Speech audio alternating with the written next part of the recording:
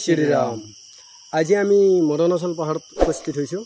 এই মদনাচল পাহাৰত 4টা মন্দিৰ আছে। 4টা মন্দিৰৰ ভিতৰত পঞ্চতীৰ্থৰ অন্তৰ্গত 2টা মন্দিৰ পৰে, কমলেশ্বৰ মন্দিৰ আৰু কেদাৰ মন্দিৰ। আহক আমি কমলেশ্বৰ মন্দিৰৰ বিষয়ে কিছু জানি লওঁ।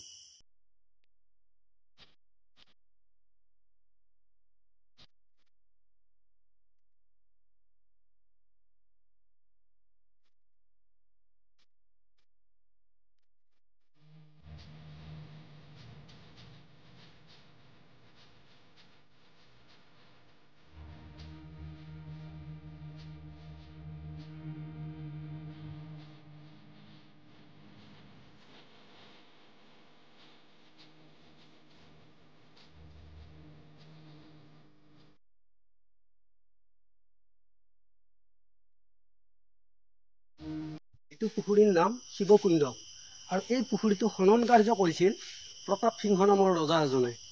আৰু ইয়াৰ পাৰতে যিটো কমলেশ্বৰ মন্দিৰ অৱস্থিত, এই কমলেশ্বৰ মন্দিৰটো প্ৰতাপ সিংহৰ দিনতে প্ৰতিষ্ঠা কৰা বুলি বহুতে ক'ব বিচাৰে আৰু পুথিটো উল্লেখ আছে। দ্বিতীয়তে এই মন্দিৰটো প্ৰথমতে পুষ্পনগৰত থকা বুলি পুথিত উল্লেখ আছে আৰু বৰ্তমান পুষ্পনগৰ ক'ত সেইটোৰ কোনো চিন চাপেই নাই। এই মন্দিৰটোত প্ৰতিদিনে নিত্য পূজা হয়, কিন্তু ইয়াত ভোগ অৰ্পণ নহয়।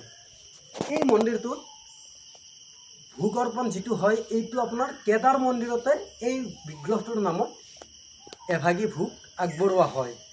ইয়াতে কোনো ধৰণৰ ভোগৰ ব্যৱস্থা নহয়। দ্বিতীয়তে ইয়াতে শিৱৰাত্ৰি পূজা পালন কৰা হয় আৰু এই শিৱৰাত্ৰিটোত আপোনাৰ গৰু গাখীৰ, বেলপাত, ফুলৰ মালা এইবিলাক অৰ্পণ কৰা হয়। এই যিটো শিৱলিংগ ওখ প্ৰায় 1 ফুটমান ওখ হ'ব আৰু এইটো পুষ্পনগৰৰ পৰা প্ৰতাপ সিংহই আনি ইয়াতে প্ৰতিষ্ঠা কৰা বুলি পুথিত উল্লেখ আছে। এই মন্দিৰটোতে ভুটীয়াসকল আহি পেলাই অন্যান্য মঠ মন্দিৰৰ দৰে এই মন্দিৰটোতো মম, ঘিৰ চাকি, তেলৰ চাকি আগবঢ়ায় আৰু কিছুমান ভুটীয়াই আঙুলিত কাপোৰ মেৰিয়াই তাত ঘি বা তেল দি সেই আঙুলিত জুই লগাই কমলেশ্বৰ শিৱলিংগটোত পূজা অৰ্চনা আগবঢ়ায়।